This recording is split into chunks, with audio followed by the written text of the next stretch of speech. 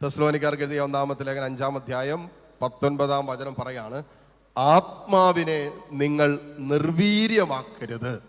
മാമോദീസായിലൂടെ പരിശുദ്ധാത്മാവിനെ നമ്മൾ പറയാം, ആത്മാവിനെ മാമോദീസായിൽ സ്വീകരിച്ചവരാണ് നമ്മളിൽ എല്ലാവരിലും പരിശുദ്ധാത്മാവുണ്ട്.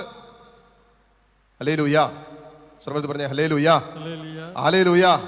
മാമോദീസായിലൂടെ ആത്മാവിലും ജലത്താലും ഒരു വീണ്ടും ജനനം പ്രാപിച്ച് പരിശുദ്ധാത്മാവിൽ മുദ്രയിട്ട് ദൈവമകനായി ദൈവമകളാക്കി സ്വർഗം നമ്മെ മാറ്റിയതാണ്. ഉണ്ട്, നമ്മളിൽ എല്ലാവരിലും പരിശുദ്ധാത്മാവുണ്ട്. വചനം പറയാണ് തെസ്സലോനിക്കർക്ക് എഴുതിയ ലേഖനത്തിൽ പൗലോസ്, ഈ ആത്മാവിനെ, നിങ്ങളുടെ ഉള്ളിലുള്ള ആത്മാവിനെ, 1 കൊരിന്തോസ് 3:16 വചനം പറയാണ്, നിങ്ങളുടെ ശരീരങ്ങൾ ദൈവാത്മാവിന്റെ ആലയങ്ങളാണെന്നും പരിശുദ്ധാത്മാവ് നിങ്ങളിൽ വസിക്കുന്നുവെന്നും നിങ്ങൾക്ക് അറിഞ്ഞുകൂടെ. പൗലോസിലെ ചോദിക്കുക, നിങ്ങളുടെ ശരീരങ്ങൾ ദൈവാത്മാവിന്റെ ആലയങ്ങളാണെന്നും പരിശുദ്ധാത്മാവ് നിങ്ങളിൽ വസിക്കുന്നുവെന്ന് നിങ്ങൾക്ക് അറിഞ്ഞുകൂടെ. ഹല്ലേലൂയ.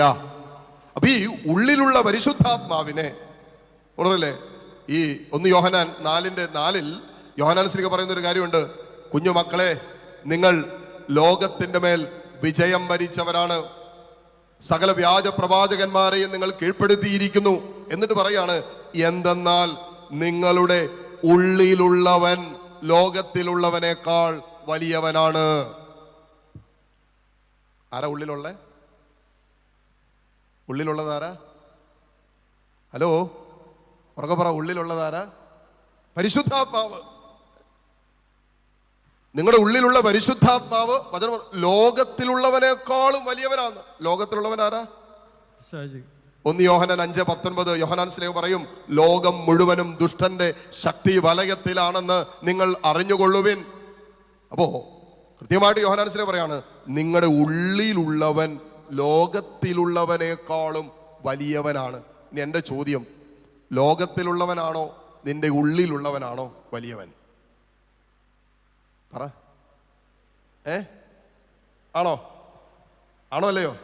അതെ. അങ്ങനെ പിന്നെ ലോകത്തിലുള്ളവനെ പേടിക്കണം എന്തിനാ? ഇപ്പൊ എനിക്ക് ഏകദേശം ഒരു 5.89 ഉണ്ട്, 6 അടിക്ക് താഴെ നിൽക്കും. മോളുടെ പേരെന്നാ? നിമിത ഞാനും കൂടി നിന്നിട്ട് ഇടികൂടുവാന്ന് വിചാരിക്കും. നിമിത വീട്ടിൽ പോയിട്ട് ഇടികൂടുമായിരിക്കും, വീട്ടിലുള്ള ആരെങ്കിലൊക്കെ ആയിട്ട്. ഞാനും നിമിതയും കൂടി ഇടികൂടുവാന്ന് വിചാരിക്കും. ആര് ജയിക്കും? പറ. ബ്ലാക്ക് ബെൽറ്റ് ഒന്നും അല്ലല്ലോ അല്ലേ? ആര് ജയിക്കും? ഉറപ്പായിട്ടും അവളിങ്ങോട്ട് ഞാൻ 4 മണിക്കൂറും കൊടുത്തു കഴിഞ്ഞാൽ നിമിത അപ്പുറത്ത് പറമ്പിൽ കിടക്കും. ഇല്ലെങ്കിൽ ഞാൻ കാലെ പിടിച്ച് ഒറ്റ കീറ് കൊടുത്താൽ നിമിത ഏത് വഴിക്ക് പോകുമെന്നും പറയാൻ പറ്റിയല്ല അല്ലേ? കാരണം എനിക്ക് അവളെ തോൽപ്പിക്കാൻ പറ്റുന്ന ഒരു ശക്തി എന്നിലുണ്ട്. ഹല്ലേലൂയ. ശ്രദ്ധിച്ച് കേൾക്കണേ, ഇവളെ തോൽപ്പിക്കാൻ പറ്റുന്ന ഒരു ശക്തി എന്നിൽ ഉള്ളത് കൊണ്ടാണ് എനിക്ക് ഇവളെ തോൽപ്പിക്കാൻ പറ്റുന്നത്. എനിക്ക് പേടിയില്ല. നിമിത ഏത് സമയത്ത് തന്നെ എനിക്കെതിരെ വന്നാലും എനിക്ക് പേടിയില്ല. രാത്രി വന്നാലും പകൽ വന്നാലും എനിക്ക് നിമിതയെ പേടിയില്ല. കാരണം എന്താ? അവളെക്കാളും ശക്തി എനിക്കുണ്ടെന്ന് ആർക്കറിയാം? എനിക്കറിയാം. നിങ്ങൾക്കറിയാമെന്നറിയില്ല, പക്ഷെ എനിക്കറിയാം. യോഹന്നാൻ ശ്ലീഹ പറയും, എൻ്റെ ഉള്ളിലുള്ളവൻ ലോകത്തിലുള്ളവനേക്കാൾ വലിയവനാണെന്ന് പറയുമ്പോൾ എൻ്റെ ഉള്ളിൽ ലോകം വെച്ച് നീട്ടുന്ന സകല പ്രശ്നങ്ങളെയും അതിജീവിക്കാൻ കഴിവുള്ള ശക്തമായ ദൈവത്തിന്റെ ആത്മാവ് എൻ്റെ ഉള്ളിലുണ്ട് എന്ന് ഞാൻ തിരിച്ചറിയുന്നിടത്താണ് ആ ശക്തി എന്നിലൂടെ പ്രകടമാകുന്നത്. അത് മനസ്സിലായില്ലെങ്കിലോ? എനിക്കിപ്പോൾ തോൽപ്പിക്കാനുള്ള ശക്തി ഇല്ല എന്ന് ഞാൻ വിചാരിച്ച അവളെ കാണുമ്പോൾ ഞാൻ ഓടും. അഭിഷേകം എന്ന് പറയുന്നത് ഇറ്റ്സ് എ റിയലൈസേഷൻ. എന്താണ്? ഒരു തിരിച്ചറിവാണ്.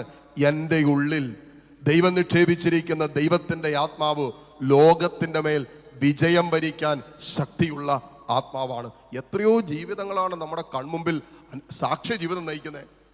ഈ പരിശുദ്ധാത്മാവിന്റെ ശക്തിയാൽ ബലം പ്രാപിച്ച് സഹനങ്ങളിൽ കരുത്തെടുത്ത് രോഗപീഠകളിൽ പ്രത്യാശയും പ്രതീക്ഷയും കൈവിടാതെ ജീവിതത്തിന് അത്ര കണ്ട് തകർക്കപ്പെടുന്ന, മുറിവേൽപ്പിക്കപ്പെടുന്ന, ക്ഷതമേൽപ്പിക്കപ്പെടുന്ന ജീവിതത്തിന്റെ അനുഭവങ്ങളിൽ ചങ്കുറ്റത്തോടെ ചങ്കുറപ്പോടെ ജീവിതത്തെ ഇങ്ങനെ കൺമുമ്പിൽ കർത്താവിനെ കണ്ടുകൊണ്ട് ജീവിതം നയിക്കുന്ന എത്രയോ പേരുണ്ട്. ഇതൊക്കെ സാക്ഷ്യങ്ങളാണ്. എന്തിന്റെ?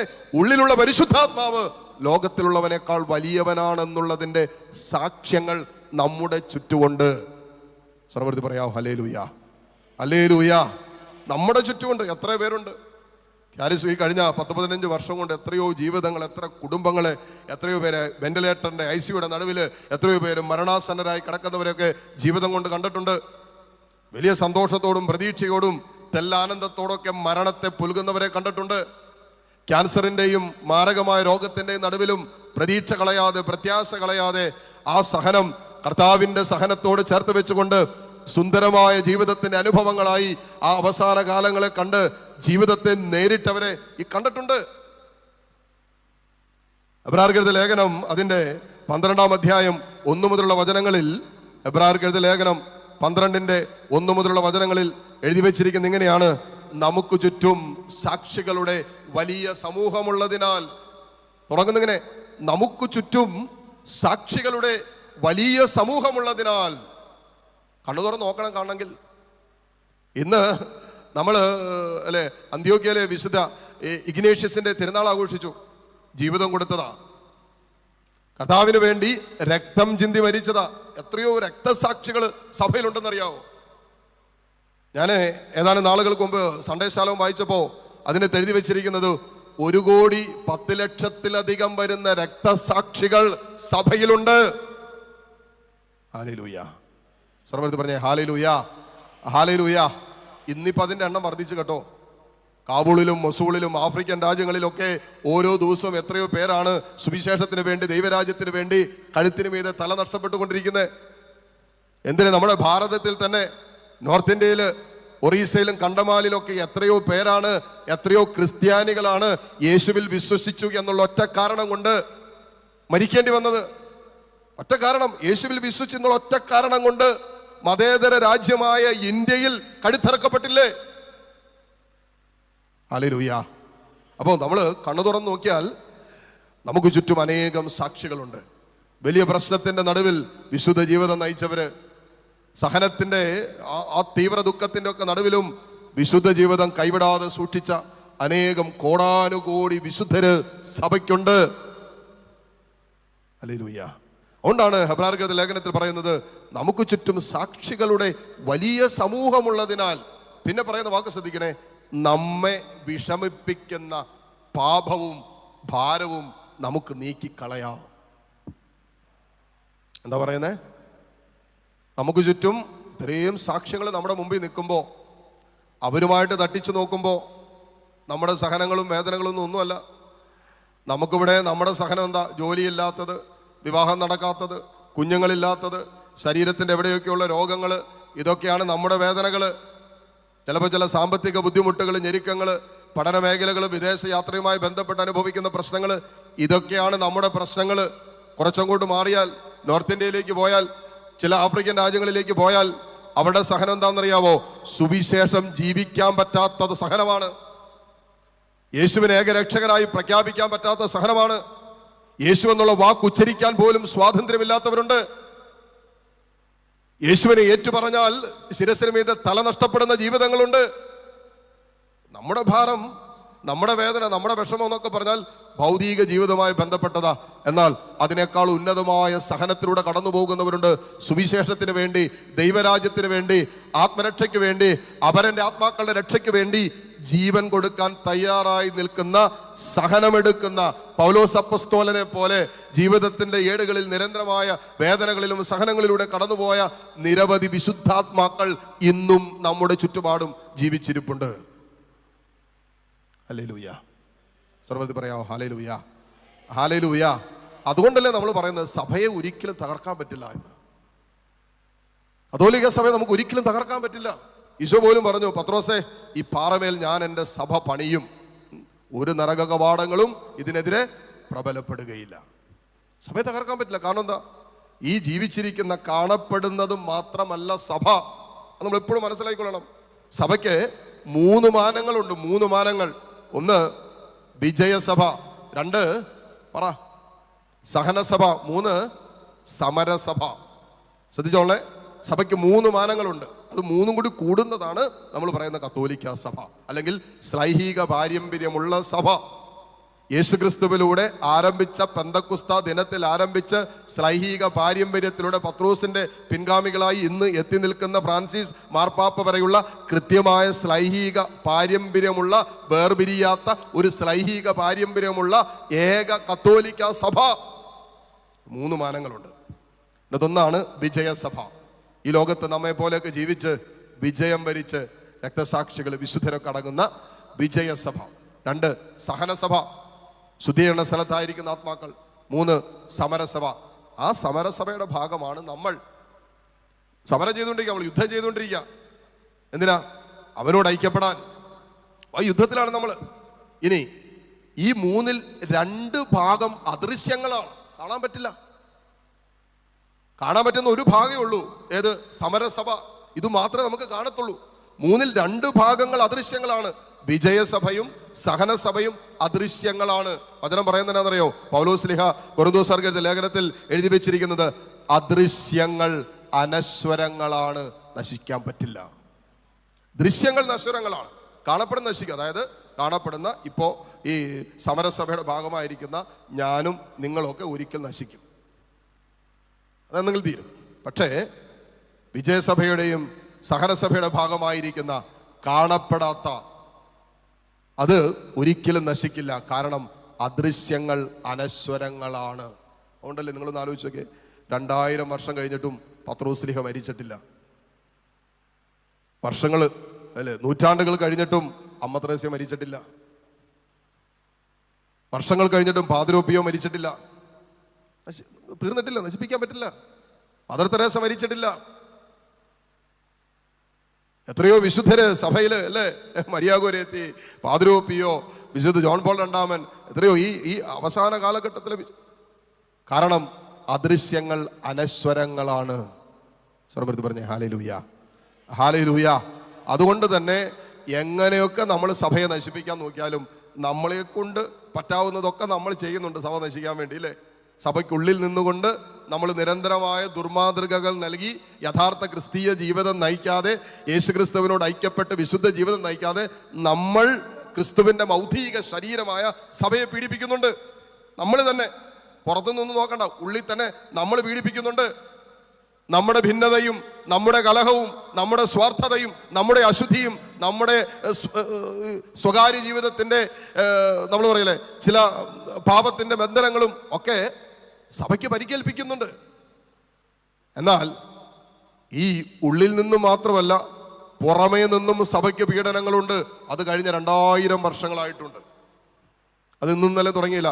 നീറോ ചക്രവർത്തിയുടെ കാലഘട്ടത്തിൽ ആദ്യകാലം, സഭയുടെ ആദ്യ കാലഘട്ടങ്ങളിൽ മുതൽ തുടങ്ങിയതാണ് സഭയ്ക്ക് പുറമേ നിന്നുള്ള പീഡനങ്ങൾ. പക്ഷേ സഭയ്ക്ക് പുറമേ നിന്നുള്ള പീഡനങ്ങളിൽ ഒരിക്കലും സഭ തകർന്നു പോയിട്ടില്ല. ഹല്ലേലൂയ. സഭയ്ക്ക് ജീർണത പ്രാപിച്ചിട്ടുള്ളത് ഉള്ളിൽ നിന്നും ജീർണിക്കാൻ തുടങ്ങിയപ്പോഴൊക്കെയാണ്. പുറമേ നിന്നുള്ള, അതുകൊണ്ടല്ലേ ഒരു ക്രിസ്ത്യാനിക്ക് ഒരിക്കലും പുറമേ നിന്നുള്ള പീഡനങ്ങളെ ക്രിസ്ത്യാനിക്ക് പേടിയില്ല. കാരണം എവിടെയൊക്കെ ക്രിസ്ത്യാനികൾ അടിക്കപ്പെട്ടിട്ടുണ്ടോ അവിടെയൊക്കെ സഭ വളർന്നിട്ടുണ്ട്. ഞാനൊക്കെ കാറ്റഗിസം പഠിക്കുന്ന സമയത്ത് ഞങ്ങളെ പഠിപ്പിച്ചൊരു വാക്യമുണ്ട്. വിശുദ്ധരുടെ, വിശ്വാസികളുടെ, രക്തസാക്ഷികളുടെ ചുടുനീണം, ചുടുചോര വീണ മണ്ണിൽ സഭ തഴച്ചു വളർന്നു.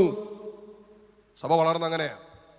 ഒറീസയിലും കണ്ടമാലിലൊക്കെ ഈ മതപീഡനം ഉണ്ടായപ്പോ വിചാരിച്ചെല്ലാം തീർന്നു വന്നു. ഒന്നും തീർന്നില്ല. നിങ്ങൾക്കറിയാവോ, MSF സഭയില്, ഞങ്ങളുടെ സഭയില് ഇവരുടെ കൺമുമ്പിൽ വെച്ച് അവരുടെ വീട്ടുകാർ, കുടുംബക്കാരെ ദാരുണമായി കൊലപ്പെടുത്തുന്നത് കണ്ടിട്ട് ആ കാലഘട്ടത്തിൽ തങ്ങളുടെ മാതാപിതാക്കളും കുടുംബാംഗങ്ങളും എടുത്ത ധൈര്യം കണ്ടിട്ട് അവിടെ ഉണ്ടായിരുന്ന കുഞ്ഞുങ്ങള് ഇന്ന് MSF സഭയില് വൈദികരാകാൻ പഠിച്ചുകൊണ്ടിരിക്കുക. ഹല്ലേലൂയ. ഇന്ന് MSF സഭയിലുണ്ട്. ഒറീസയിലും കണ്ടമാലിലും അവരുടെയൊക്കെ ഈ പ്രായത്തിലാണ് അവരുടെ മാതാപിതാക്കളും അവരുടെ കൂടപ്പിറപ്പുകളൊക്കെ സുവിശേഷത്തിന് വേണ്ടി രക്തം ചിന്തി അവരുടെ കൺമുമ്പിൽ വെച്ച് ചിഹ്ന ഭിന്നമായി പോയത്. അതുകൊണ്ട് അവർ തളർന്നൊന്നുമില്ല. അവർക്ക് ആ വിശ്വാസത്തിന്റെ തീക്ഷ്ണത കിട്ടിയിട്ട് അവരെന്ത് ചെയ്തു? അവർ സെമിനാരിയിൽ ചേർന്നു. MSF സഭയിൽ തന്നെയുണ്ട് ഒറീസയിൽ നിന്നും കണ്ടമാലിൽ നിന്നുള്ള സെമിനാരിയിൽ നിന്ന് അവിടെ നിന്ന് വന്ന ബ്രദേഴ്സ് അച്ഛന്മാരാകാൻ പഠിച്ചുകൊണ്ടിരിക്കുക. ഏതാനും വർഷങ്ങൾക്കുള്ളിൽ അവർ വൈദികരായിട്ട് മാറും. അപ്പോൾ പുറമേ നിന്നുള്ള പീഡനങ്ങളൊന്നും സഭയ്ക്ക് ഒരിക്കലും ഒരു അസ്വസ്ഥതയല്ല. കാരണം അവിടെയൊക്കെ സഭ വളർന്നിട്ടേയുള്ളൂ. പക്ഷേ സഭയ്ക്കുള്ളിൽ നിന്നുണ്ടാകുന്ന പീഡനങ്ങൾ, അതായത് ഞാനും നിങ്ങളുമായിട്ടുണ്ടാക്കുന്ന ആത്മാവിൽ ജ്വലിച്ചു നിൽക്കേണ്ട നമ്മൾ ആത്മാവിനെ നിർവീര്യമാക്കിക്കൊണ്ട് തണുത്ത് മരവിച്ച് ജീവിക്കുന്ന ക്രിസ്തീയ ജീവിതമാണ് സഭയുടെ ഏറ്റവും വലിയ ഭാരം. ഹല്ലേലൂയ. സഭയുടെ ഏറ്റവും വലിയ ഭാരം എന്തെന്ന് വെച്ചാൽ തണുത്തുപോയ ക്രിസ്ത്യാനിയാണ്. ജീവനില്ലാത്ത, ആത്മാവിൽ ജ്വലനമില്ലാത്ത, സുവിശേഷത്തിന് വേണ്ടി തീഷ്ണതയില്ലാത്ത, ദൈവരാജ്യത്തിന് വേണ്ടി സ്വന്തം ജീവിതത്തെ വിട്ടുകൊടുക്കാൻ, കുടുംബത്തെ സമർപ്പിക്കാൻ, ജീവിതത്തിന്റെ സാധ്യതകളെ സമർപ്പിക്കാൻ ബലമില്ലാത്ത, ശക്തിയില്ലാത്ത, തണുത്തുപോയ ജീവിതങ്ങളാണ് സഭയുടെ എക്കാലത്തെയും ഭാരം. ഈ ഭാരമാണ് നമുക്ക് വേണ്ടേ. നമ്മൾ ഈ ധ്യാനം കൂടി, കൺവെൻഷനും കൂടി, ഇടവകയിലെ ശുശ്രൂഷകൾ കൂടി, വലിയ പെരുന്നാളും ആഘോഷിച്ച് കുറെ തോരണവും കെട്ടി, കുറെ ലൈറ്റ് വിട്ട്, കുറെ ചെണ്ടമേളവും കുറെ കരിമരുന്നും നടത്തി നമ്മൾ പോകും. അതല്ല, ഈ കാലഘട്ടത്തിൽ അതിനേക്കാൾ ഉന്നതമായ ദൗത്യം സ്വർഗം നമ്മളെ ഏൽപ്പിച്ചിട്ടുണ്ട്. തണുത്തുപോകാതെ ആത്മാവിൽ ജ്വലിക്കുന്നവരായി ശുശ്രൂഷ ചെയ്യാനാണ് പരിശുദ്ധാത്മാവ് നമ്മളോട് ആവശ്യപ്പെടുന്നത്. ഉണ്ട്, എവിടെയൊക്കെ ആത്മാവിന്റെ ജ്വലനം ചോർന്നു പോയിട്ടുണ്ടോ, എവിടെയൊക്കെ ആത്മാവിന്റെ വീര്യം നഷ്ടപ്പെട്ടു പോയിട്ടുണ്ടോ, അതൊക്കെ തിരിച്ചു പിടിക്കുവാനാണ് സഭ, സ്വർഗം, ഈശോ നമ്മളോട് നിരന്തരം പറഞ്ഞുകൊണ്ടിരിക്കുന്നത്. അത് തന്നെയാണ് പൗലോസ് ശ്ലീഹ പറഞ്ഞത്, നിങ്ങളുടെ ആത്മാവിനെ നിങ്ങൾ നിർവീര്യമാക്കരുത്. ആത്മാവിനെ നിങ്ങൾ ഉറക്കെ പറഞ്ഞേ, നിർവീര്യമാക്കരുത്. അടുത്തിരിക്കുന്ന മുഖത്തേക്ക് നോക്കി പുഞ്ചിരിച്ചുകൊണ്ട് പറഞ്ഞേ, നിന്റെ ഉള്ളിലുള്ള ആത്മാവിനെ നിർവീര്യമാക്കരുത്. മനസ്സിലായെന്ന് ചോദിച്ചേ. ഇത് ആത്മാവിന് മാത്രം ഭക്ഷണം കൊടുക്കല്ലേ, ശരീരത്തിനൊക്കെ രാവിലെ, ഉച്ചയ്ക്ക്, വൈകിട്ട്, രാത്രി കിടന്നുറങ്ങിയിട്ട് നട്ടപ്പാതിരയ്ക്ക് എഴുന്നേറ്റ് ഫുഡ് അടിക്കുന്നവരെ എനിക്കറിയാം. അലാം വെച്ച് എഴുന്നേറ്റ് ശരീരത്തിന് വേണ്ടതെല്ലാം നമ്മൾ കൊടുക്കുന്നുണ്ട്. മനസ്സിന് സന്തോഷം തരുന്ന കാര്യങ്ങളിലാണ് നമ്മൾ നിരന്തരം വ്യാപരിച്ചു കൊണ്ടിരിക്കുന്നത്. ആത്മാവിന് ഭക്ഷണം കൊടുക്കുന്നുണ്ടോ എന്നുള്ളതാണ്. ഹല്ലേലൂയ. ആത്മാവിന് ഭക്ഷണം കൊടുത്തില്ലെങ്കിൽ ആത്മയോ നിർവീര്യമായി പോവും. ആത്മാവിന്റെ ഭക്ഷണം വിശുദ്ധ കുർബാന, കർത്താവിന്റെ വചനം, നിരന്തരമായ പ്രാർത്ഥന, കൗദാശിക ജീവിതം, ഇതൊക്കെ ആത്മാവിനെ നമ്മൾ പരിപോഷിപ്പിക്കുക. എന്തിനാണ് നമുക്ക് ഈ കൂദാശകൾ തന്നിരിക്കുന്നത്? ഈ ആത്മാവിന്റെ ജ്വലനം കെട്ടുപോകാതെ അവനെ കണ്ടുമുട്ടുന്ന ദിനത്തിലും ആത്മാവിൽ ജ്വലിക്കുന്നവരായി നമ്മുടെ ജീവിതത്തെ സമർപ്പിക്കാനാണ് കർത്താവ് കൂദാശകൾ സ്ഥാപിച്ചത്. കൊണ്ടാണല്ലോ കുംഭസാരത്തിലും വിശുദ്ധ കുർബാനയിലും നിരന്തരം സ്വീകരിക്കാൻ പറ്റുന്ന 2 കൂദാശകളാണ്. നമ്മുടെ ആത്മാവിന്റെ ബലം ക്ഷയിക്കുമ്പോൾ, ആത്മാവിന്റെ കരുത്ത് ചോർന്നു പോകുമ്പോൾ, ആത്മാവിന്റെ ചൈതന്യം കെട്ടുപോകുമ്പോൾ കുംഭസാരം എന്ന കൂദാശയിലൂടെ വീണ്ടും ഉറകൂട്ടുക, ജ്വലിപ്പിക്കുക. എന്നിട്ട് വിശുദ്ധിയോടെ വിശുദ്ധ കുർബാന സ്വീകരിക്കുമ്പോൾ നമ്മൾ വിശുദ്ധരാകും. അതാണ് ജ്ഞാനത്തിന്റെ പുസ്തകത്തിൽ പറയുന്നത്, വിശുദ്ധമായവ വിശുദ്ധിയോടെ ചെയ്യുന്നവർ വിശുദ്ധരായിട്ട് മാറും.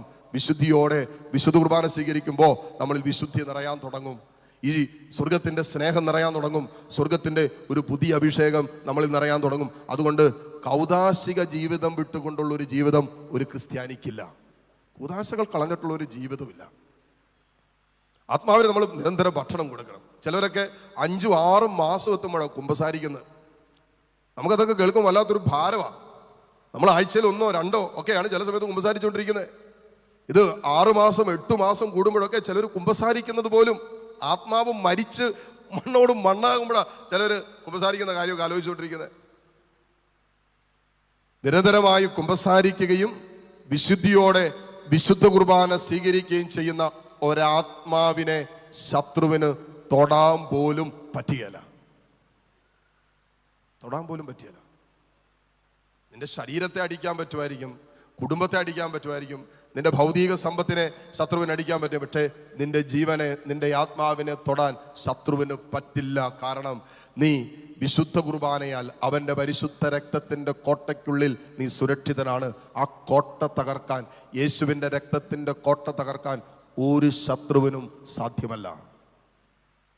ഹല്ലേലൂയ. സർവ്വത്ത് പറഞ്ഞേ ഹല്ലേലൂയ, ഹല്ലേലൂയ.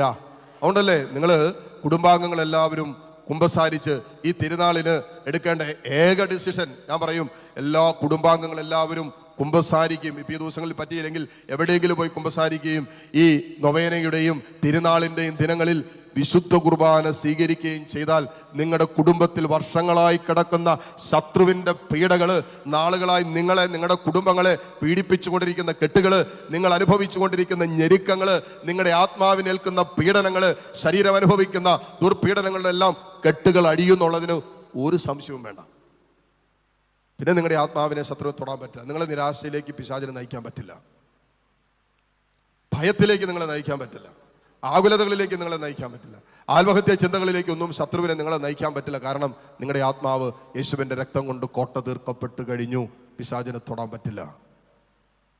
ഹല്ലേലൂയ. സർവ്വത് പറഞ്ഞേ ഹല്ലേലൂയ, ഹല്ലേലൂയ. അതുകൊണ്ടാണ് ആദിമ ക്രൈസ്തവ സഭയിൽ അപ്പസ്തോലന്മാർ സുവിശേഷ വേല ചെയ്തുകൊണ്ടിരുന്നപ്പോൾ പെന്തക്കോസ്ത അനുഭവത്തിന് ശേഷം അവരെ കണ്ടപ്പോൾ, അതിനു മുമ്പ് ഇവന്മാരൊക്കെ അല്ലേ എന്നൊക്കെ പറഞ്ഞുകൊണ്ടിരുന്ന, ഇതിന് ശേഷം അവരെ കണ്ടപ്പോൾ കൂടെയുണ്ടായിരുന്ന പറഞ്ഞെന്നാണെന്നറിയോ, ഇതാ ലോകത്തെ കീഴ്മേൽ മറിച്ച മനുഷ്യർ നമ്മുടെ ഇടയിൽ. ലോകത്തെ കീഴ്മേൽ മറിച്ച മനുഷ്യർ നമ്മളെ നോക്കിയിട്ട് പറയുന്നത് എന്നാണെന്നറിയോ ആൾക്കാർ? താണ്ട് ലോകം കീഴ്മേൽ മറിച്ച മനുഷ്യൻ, രോഗം കീഴ്മേൽ മറിച്ച മനുഷ്യൻ. താണ്ടെ കണ്ടോ, ഒരു രോഗം വന്ന് കംപ്ലീറ്റ് തീർന്നു പോയ ടീം നോക്കിയോ. ഒരു പരീക്ഷയ്ക്ക് തോറ്റതേടാ കംപ്ലീറ്റ് ഔട്ടായി നിൽക്കുന്ന, ഓഫായി നിൽക്കുന്ന ആ കൊച്ചിനെ കാണോ, അതേടാ കണ്ടോ. ഒരു വിസ റിജക്റ്റ് ആയി, വിദേശയാത്രയ്ക്ക് പോകാൻ പറ്റില്ല, താണ്ടെ കംപ്ലീറ്റ് കിളി പോയ ടീമിനെ കാണോ, താണ്ടെ നോക്കിക്കോ. ലോകം കീഴ്മേൽ മറിച്ച മനുഷ്യനെന്നാ പറയുന്നത്. പക്ഷേ അപ്പസ്തോലന്മാരെ നോക്കിയിട്ട്, പരിശുദ്ധാത്മാവിൽ ജ്വലിച്ചു നിന്ന് അപ്പസ്തോലന്മാരെ നോക്കിയിട്ട് ഇവര് പറഞ്ഞത്, ഇതാ ലോകത്തെ കീഴ്മേൽ മറിച്ച മനുഷ്യർ നമ്മുടെ ഇടയിൽ. മുക്കുവന്മാരെ നോക്കിയിട്ടാ പറഞ്ഞേ, വിദ്യാഭ്യാസമുള്ളവരെ നോക്കിയിട്ടല്ല പറഞ്ഞേ, വലിയ ഡോക്ടറേറ്റ് ഉള്ളവരെ നോക്കിയിട്ടല്ല പറഞ്ഞേ, നിയമജ്ഞരെയോ ഫരിസേയരെ നോക്കിയിട്ടല്ല പറഞ്ഞേ, വലിയ കഴിവുള്ളവരെയോ പഠനമുള്ളവരെ നോക്കിയിട്ടല്ല പറഞ്ഞേ. മുക്കുവന്മാരെ, കഴിവില്ലാത്തവരെ, ആ കാലഘട്ടത്തിൽ വില കുറഞ്ഞവരെന്ന് ഗണിച്ചവരെ നോക്കിയിട്ട് ആ ദേശവാസികൾ പറഞ്ഞതാ, ഇതാ ലോകത്തെ കീഴ്മേൽ മറിച്ച മനുഷ്യർ നമ്മുടെ ഇടയിൽ. സാധ്യമായതെങ്ങനെ? ഉള്ളിലുള്ള പരിശുദ്ധാത്മാവ് ജ്വലിച്ചപ്പോൾ, ആത്മാവ് ജ്വലിച്ചപ്പോൾ അഭിഷേകമായിട്ടത് മാറി. പിന്നെ പോകുന്ന വഴികളിലൊക്കെ അത്ഭുതം നടക്കുക. പത്രോസ്ലീഹ ആദ്യത്തെ ഒരു പ്രസംഗം നടത്തി. 2-ാം അധ്യായത്തിൽ നമ്മൾ ഒറ്റ പ്രസംഗം 3000 പേരാ മാമോദീസ സ്വീകരിച്ച്. എന്തൊരു പ്രസംഗമായിരിക്കണം, നമ്മൾ ആലോചിച്ച് നോക്കിയല്ലേ? എന്തൊരു പ്രസംഗമായിരിക്കണം. ഒറ്റ പ്രസംഗം നടത്തി.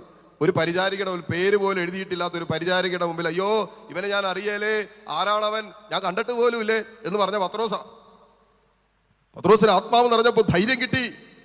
തിമോഥെയോസിന് എഴുതിയ ലേഖനത്തിൽ പൗലോസ് പറഞ്ഞ പോലെ, നാം സ്വീകരിച്ചിരിക്കുന്നത് ഭീരുത്വത്തിന്റെ, ഭയത്തിന്റെ ആത്മാവിനെയല്ല, മറിച്ച് ധൈര്യത്തിന്റെയും ശക്തിയുടെയും സ്നേഹത്തിന്റെയും ആത്മനിയന്ത്രണത്തിന്റെയും ആത്മാവിനെയാണ്. അതിനാൽ യേശുവിനെ സാക്ഷ്യപ്പെടുത്തുന്നതിൽ നിങ്ങൾ ഭയപ്പെടരുത് എന്നാ പറഞ്ഞേ.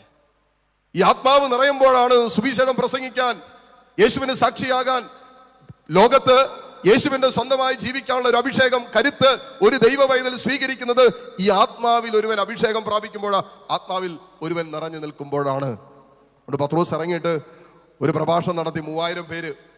ഇത് കഴിഞ്ഞ് അടുത്ത അധ്യായം, 3-ാം അധ്യായം, സുന്ദര കവാടത്തിലൂടെ പോവുക പ്രാർത്ഥിക്കാൻ. അവിടെ ചെന്നപ്പോൾ താണ്ടെ ജന്മനാ മുടന്തനായ ഒരുവൻ, 40 വർഷത്തിലേറെ വയസ്സവനുണ്ടായിരുന്നു പറഞ്ഞു, ജന്മനാ മുടന്തനായ ഒരുവൻ കൈ നീട്ടിട്ട് വല്ലതും തായോ, പിച്ച തേടിക്കൊണ്ടിരിക്കുക. പത്രോസ് പറഞ്ഞു, ഞങ്ങളുടെ കയ്യിൽ സ്വർണമില്ല, വെള്ളിയില്ല, നീ അന്വേഷിക്കുന്നതൊന്നും ഞങ്ങളുടെ കയ്യിലില്ല, പക്ഷെ ഞങ്ങളുടെ കയ്യിൽ ഒരു നാമമുണ്ട്, ആ നാമത്തിൽ നിന്നെ സുഖപ്പെടുത്താൻ കഴിവുണ്ട്. പത്രോസ് പറഞ്ഞു, എഴുന്നേക്കാൻ പറഞ്ഞു. ആ നാമത്തിൽ എഴുന്നേക്കാൻ പറഞ്ഞു. അത്രയും വർഷം തളർന്നു പോയവൻ, കൈകാൽ മുട്ടുകൾ സൂക്ഷിച്ചു പോയവൻ ഇതാ എഴുന്നേറ്റ് നടക്കാൻ തുടങ്ങി. പിന്നീട് അങ്ങോട്ട് പോകുമ്പോൾ ഈ സുവിശേഷം പറഞ്ഞതിൻ്റെ പേരിൽ അവരെ ന്യായാധിപ സംഘത്തിൻ്റെ മുമ്പിലും പീഡനത്തിന് മുമ്പിൽ അടിയും ചാട്ടവാറടിയും ഒക്കെ കൊടുത്തിട്ട് പറഞ്ഞു വിട്ടു, ഇനി ഇവന്റെ നാമം പറഞ്ഞേക്കരുതെന്ന്. ഇറങ്ങിയ പടി അപ്പസ്തോലന്മാര് കയ്യൊക്കെ കൊട്ടി, ഹാ ഹല്ലേലൂയ, ജയം ഹല്ലേലൂയ, യേശു കർത്താവ് ജീവിക്കുന്നു, പാട്ടൊക്കെ പാടിക്കൊണ്ട് അടി കിട്ടിയിട്ട് പുറത്തോട്ട് ഇറങ്ങിയപ്പോ ഈ നാമം പറയുന്ന പറഞ്ഞപ്പോ ആ നാമം പറഞ്ഞുകൊണ്ട് തന്നെ ഇവര് പോവാ.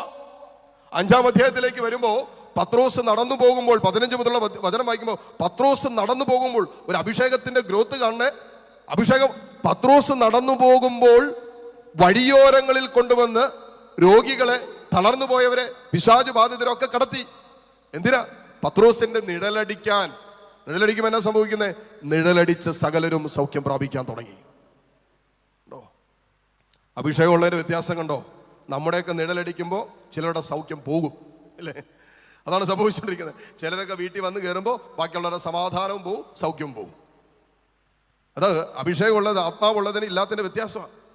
ഇവിടെ പത്രോസ് നടന്നു പോകുമ്പോൾ പത്രോസിന്റെ നിഴലടിക്കുന്ന ഇടങ്ങളിൽ കൊണ്ടുവന്ന് രോഗികളെ, പിശാചുബാധിതരെ, തളർന്നു പോയവരെ കിടത്തി.